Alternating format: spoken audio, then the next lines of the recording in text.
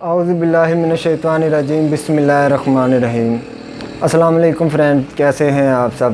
آج کا ہمارا ٹاپک ہے روزوں کی صورت میں کفارہ ادا کرنے کا طریقہ۔ ویڈیو کا آغاز کرنے سے پہلے آپ سب سے ریکویسٹ ہے کہ میرے چینل کو سبسکرائب کریں، میری ویڈیو کو لائک کریں۔ تو چلیں ویڈیو کا آغاز کرتے ہیں۔ روزوں کی صورت میں کفارہ ادا کرنا ہو تو مسلسل 60 روزے بلا ناغہ رکھے جائیں۔ مثلا روزے قمری مہینے کی پہلی تاریخ سے شروع کیے گئے ہیں تو اس پورے مہینے اور اس کے بعد دوسرے قمری مہینے کے روزے رکھیں۔ اگر روزے قمری مہینے کے وسط سے شروع کیے گئے ہیں تو اس مہینے کو پورا کر کے اگلا سارا مہینہ روزے رکھنے کے بعد تیسرے مہینے میں اتنے دن روزے رکھیں کہ پہلے مہینے کے دن ملا کر 30 دن پورے ہو جائیں۔